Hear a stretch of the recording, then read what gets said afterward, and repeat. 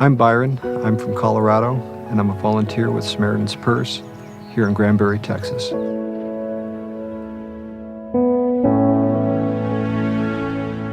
When I arrive at a disaster site, you see the lives of people violently strewn about. You see their homes destroyed, their personal belongings piled up in debris. You see toys or stuffed animals. You see people's lives, and you feel a sense of loss. You feel a tremendous sense of mourning for the people. It's just hard to see, and you want desperately just to make it better.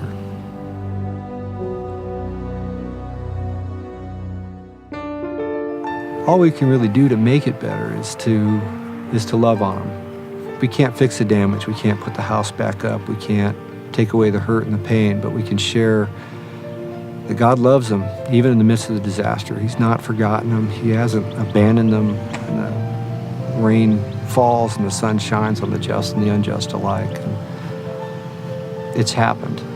And all we can do is just love on them and let them know that Jesus really loves them. And try to demonstrate that through the work that we do, helping to pick up and find the personal belongings and be gentle with them. And it's the physical things, the clearing the debris, stacking the piles of construction materials from the house and cutting the trees and stacking that separately, and moving the appliances to the curb and stacking the metal and the hazardous waste. It's picking up the photographs and the bits of things off the ground that might be a memory or hold some special sentimental value to the homeowner or to the family, and to return that to them and to watch their faces glow, or to cry with them when they hold that. When we go through storms or disasters, whether they're a tornado or hurricane or losing your job or bad car accident, whatever it might be, I think it's tempting to feel like I'm alone. I got to bear this on my own. I got to take care of it all myself. And I think it's tempting to feel that we're alone.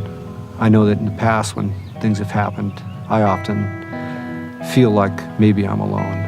But I know better. I know that God has not abandoned me. He's not left me alone. In Isaiah it says, as we go through the troubled waters, He is there with us. And David says, as I walk through the valley of the shadow of death, which is kind of what a disaster looks like. It's kind of what it feels like as you go through a tornado. It says that as he goes through the valley of the shadow of death, that God was with him. God is with him. And God is with us. Job talked about disaster, and he suffered a lot of them, and lost his whole family violently. And yet he said that God was with him. So it's not always about what we see or how we feel. The truth is that God is with us, and He loves us, and He cares for us. And in the storm, He's there with us. And the question is, will we stop and acknowledge Him in the storm? And how will we react to that? Will we reach out and say, as Jesus did on the cross, Abba, Father, Daddy? Will we reach up our hands and take His and allow Him to just fill our heart with a peace that passes understanding, as Paul talks about? It's tempting to feel alone, but we know we're not. God promises us that we're not alone. I'll never leave you nor forsake you.